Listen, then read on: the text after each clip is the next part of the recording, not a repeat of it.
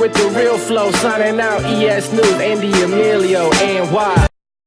Because not everybody's going to be a football player, basketball player. Some of these boys can be boxers, man. So I'm happy that there's this shift back into regular network television, and I'm at the forefront of it. It's a blessing for me.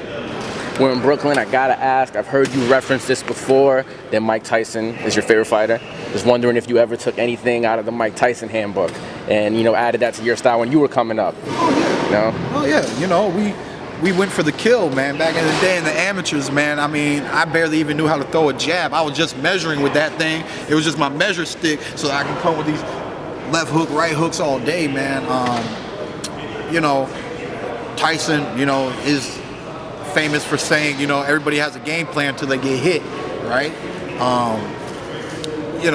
Tyson has certain head movement, I never really mimicked that per se. Sometimes I train with the Tyson head movement just because it's such a good workout to get low and maybe stutter step. Shawn Porter actually does it. If you watch a lot of his films, he's actually doing the old school training that Tyson was doing. When you're here and then you're here, you're staying out of that line of fire.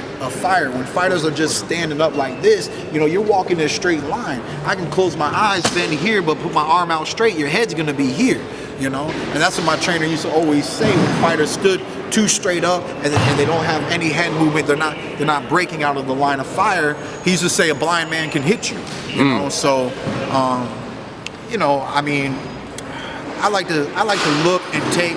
When I watch Mike Tyson, it just motivates me to get knockouts. I'll be honest. I love watching his knockout reels just to be motivated to go for the kill, right?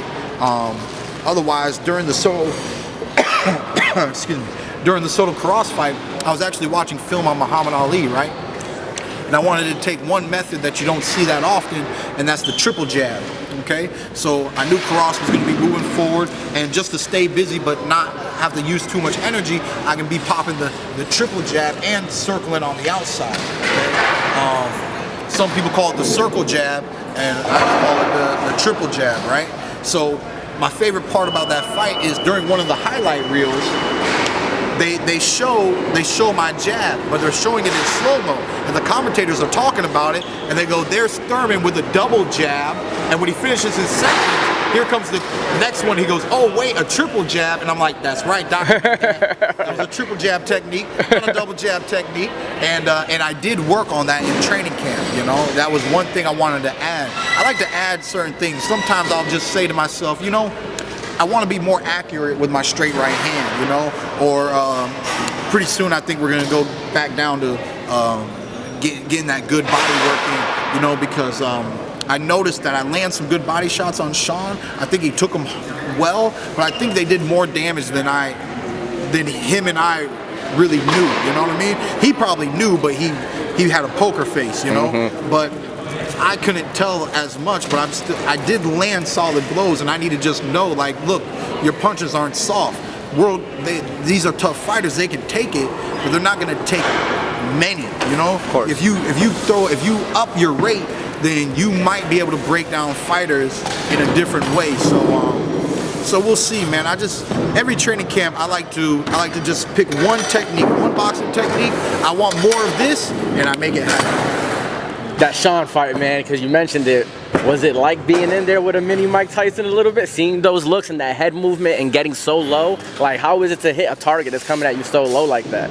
Yeah, and the funny thing is, I knew ahead of time that he would be like that, but then I'm in front of him and I'm like, oh, shit, this shit is slow. I mean, I'm trying to, I got my hands up to block, but you go to throw a counter hook and you can't throw it up here, you got to throw it down here, and even sometimes down here, he's still getting under it, so he gets really low.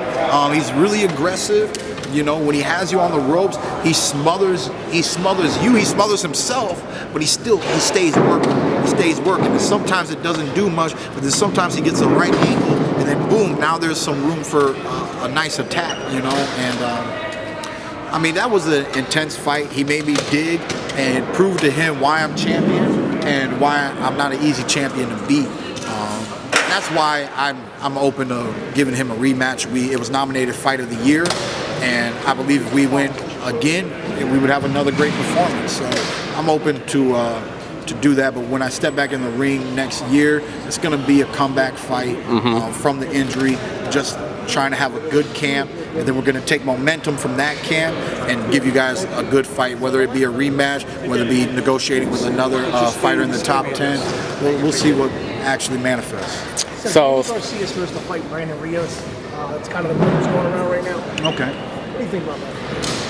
It's a comeback fight, you know.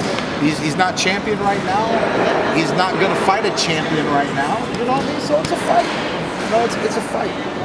Brandon's kind of small. He's not a real welterweight, you know. But Danny's a small welterweight too, so it's a good matchup. You know, I expect him to win, possibly by KO, TKO. But at the end of the day, you know, it's good. And then from that momentum, he can do something more meaningful, whether it be fight Shawn Porter for an opportunity to get a rematch with me, or just anybody else in the welterweight division, because we're a stacked division. So we'll see what happens with Danny. So you've been in the ring with those guys, and styles make fights. Yeah. So a fight between Danny and Shawn, how do you think that would? You know, Shawn wins from the output. You know what I mean? Danny doesn't throw enough punches. You know, Shawn can steal a lot of rounds with his athleticism. They both have the ability to hurt one another, but I do believe that pretty much just like I saw the fight with me,